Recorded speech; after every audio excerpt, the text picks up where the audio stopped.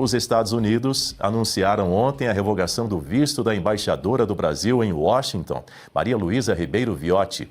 O governo americano informou que a medida foi adotada depois da demora do governo brasileiro em conceder o aval diplomático para a posse de Daniel Pérez como novo embaixador dos Estados Unidos no Brasil.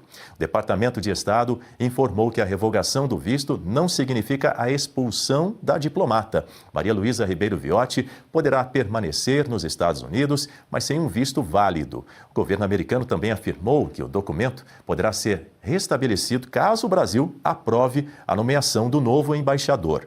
A decisão foi anunciada 10 dias depois de o Itamaraty negar vistos a 2 diplomatas do Departamento de Estado dos Estados Unidos que viajaram ao Brasil.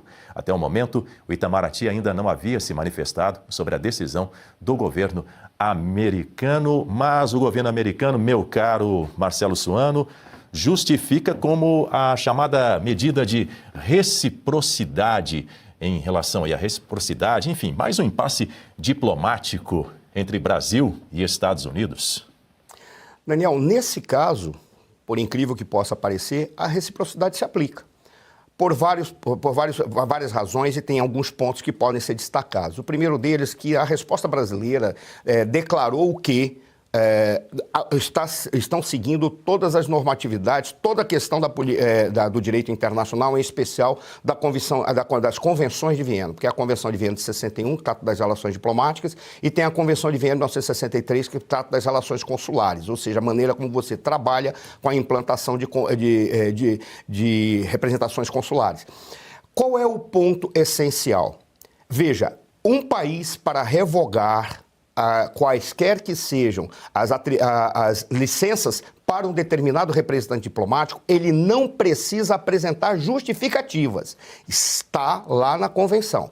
Ou seja, um país pode revogar tudo aquilo que foi atribuído por uma decisão unilateral sem necessitar explicações. Acabou. Não precisa fazer isso. A única coisa que ele é obrigado a fazer, no caso de decidir pela expulsão, o que passaria primeiro pela declaração de que se tornou uma persona non grata, é necessário garantir a segurança do translado até a sua retirada do país. Isto é uma obrigação que está configurada em ambas as convenções, de 61 e de 63. Este é o primeiro ponto que tem que ser trazido à tona. O Brasil diz que está seguindo totalmente aquilo que estabelece nas convenções. Realmente, nas convenções não tem prazo para fazer a acreditação, não tem prazo definido, mas é considerado diplomaticamente deselegante, inadequado, incorreto e uma forma de manifestar o desrespeito com aquele país com o qual você tem estabelecido relações, você dá muito tempo para acreditar, esse é o termo que é utilizado diplomaticamente, o enviado, o indicado pelo país acreditante. Esses são os termos que são adotados, né, pelas convenções.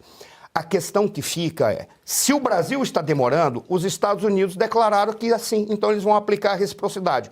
A reciprocidade foi aplicada no sentido de dizer o seguinte: nós não vamos expulsá-la, não diremos que é uma persona não grata, mas está cassada toda a licença ou a autorização para que ela exerça a função diplomática aqui nos Estados Unidos, no caso, a função diplomática como embaixadora.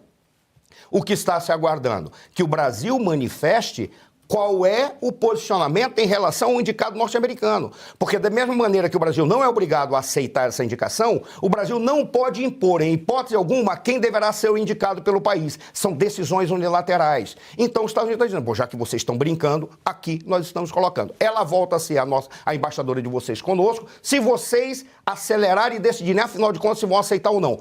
A questão é, se o Brasil recusar, qual vai ser a postura norte-americana? Muito provavelmente, aí eles vão enrijecer, porque ficou estipulado que o Brasil está puxando a corda, e isso está sendo utilizado apenas por questões de discurso e narrativa eleitoral, única e exclusivamente. É essa a razão. O Brasil quer dizer que está enfrentando uma grande potência, e por essa razão, ele está simplesmente dizendo, estamos defendendo a nossa soberania. Olha como nós somos bonzões.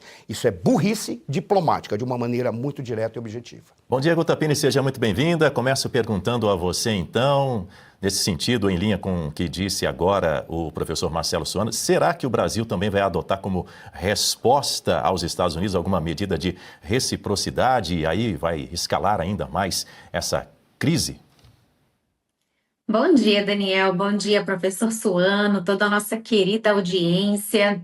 Olha, as últimas atualizações dão conta de que o Palácio do Planalto já está avaliando alguma medida de reciprocidade. Haverá uma reunião para decidir que medida será essa. Então, tudo indica que o presidente Lula não vai, então, dar esse aval para que o Senado possa, então, aprovar o nome desse que seria o embaixador dos Estados Unidos no Brasil. Pelo contrário, a postura do governo brasileiro, pelo menos a última atualização, dá conta de que a escalada nas tensões entre os dois países vai continuar.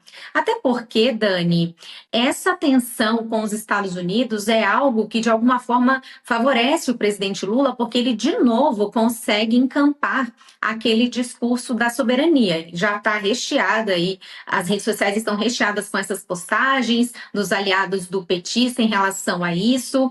E, de novo, é aquela tentativa de mostrar que os Estados Unidos estão querendo interferir nas eleições no Brasil. Tanto que a nota que foi publicada pelo governo, uma nota imprensa que veio da Secretaria de Comunicação Social do governo Lula, dá conta disso. É uma nota que o tempo inteiro faz as alegações de que a atuação dos Estados Unidos tem cunho eleitoral. Eles citam que o visto daqueles 2 funcionários que vinham ao Brasil e que foram revogados pelo Brasil, eles viriam para cá justamente para tentar influenciar no processo eleitoral. E, novamente, eles acreditam essa revogação do visto da embaixadora brasileira também com esse cunho. Então, o que nós estamos vendo é mais uma oportunidade que o governo Lula, que o presidente Lula encontrou de escalar essas tensões e de fazer valer esse discurso da soberania. E, ao que tudo indica, eles vão pensar aí estão pensando e devem anunciar em breve que medida de reciprocidade será essa. Bom, em uma nota divulgada na noite dessa terça-feira, Berenice Leite, a quem eu já dou as boas-vindas e digo bom dia, o Palácio do Planalto afirmou que a revogação desse visto, deixe-me buscar aqui exatamente o que diz o texto apresentado pelo Palácio do Planalto, afirmou que essa revogação do visto da embaixadora faz parte de uma escalada relacionada ao que o Palácio do Itamaraty chama do seguinte, deixe-me abrir aqui mais uma vez a nota completa, eu acho que a gente tem condições de trazer aqui, ó. Seguinte, afirmou que a revogação do visto da embaixadora faz parte de uma escalada deliberada de medidas hostis ao Brasil, motivadas na análise do Palácio do Planalto por razões ideológicas. Bem-vinda. Obrigada, Daniel. Bom dia a você, a meus colegas de bancada, bom dia à nossa audiência. Bom, essa hostilidade declarada, então, pelo Itamaraty, via Secretaria de Comunicação do Planalto, percebo que há um tom de vitimização por parte do Brasil, né, nesse posicionamento, até porque, se nós formos analisar quem está sendo embaixador no Brasil, há quase 2 anos, né? Aliás, nós estamos em agosto, mas desde janeiro de 2025, os Estados Unidos não têm um embaixador aqui no país. Aliás, desde que Donald Trump retornou à Casa Branca. E por que o Brasil ainda não deu uma resposta? É justamente este o questionamento, né, que os Estados Unidos trazem e negam também que essa medida seria por causa da negação do visto, né? A negativa, melhor dizendo, do visto ali para aqueles 2 funcionários do governo norte-americano que estariam no Brasil no final do mês passado. Essa medida foi adotada exatamente como uma reciprocidade, porque enquanto Maria Luísa Viotti estava atuando, né, a embaixadora do Brasil nos Estados Unidos, sem nenhum tipo de obstáculos, a diplomacia brasileira demorou para dar uma resposta. Em junho deste ano, inclusive, os Estados Unidos apresentaram o nome de Dani Pérez, ele que foi, por sinal, presidente da Câmara dos Deputados no estado da Flórida, indicado por Marco Rubio, e aí justamente por ter sido indicado por Marco Rubio e os últimos posicionamentos por parte de ministros, inclusive o próprio ministro das Relações Exteriores, né, de forma, aí sim coloco, de forma hostil, o próprio presidente Lula se referindo ao secretário de Estado dos Estados Unidos como o tal Marco Rubio, né, querendo menosprezar a importância dele no governo norte-americano, aí sim acho que cabe a palavra hostilidade. Talvez por isso o governo norte-americano sinta que o nome de Dani Pérez não tenha sido analisado. Mas o que me preocupa mesmo é essa nota que aparece aqui para nossa audiência, que é a primeira ali resposta, digamos assim, em torno da decisão dos Estados Unidos de tirar o visto da embaixadora do Brasil. Porque lá eles condicionam, né? Eles colocam ali que só darão uma resposta em relação à indicação de Dani Pérez após eles devolverem o visto à embaixadora brasileira. Então, ao que tudo indica, essa crise vai escalar ainda mais, né?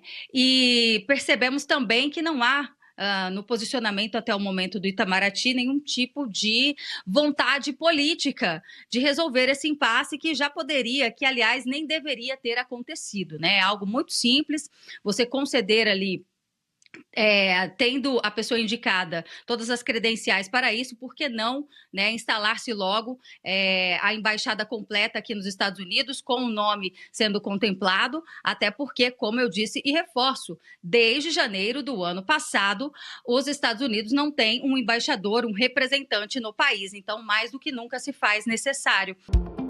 E se você pudesse ter acesso aos bastidores do Sem Filtro e conversar direto com os comentaristas e âncoras da Oeste?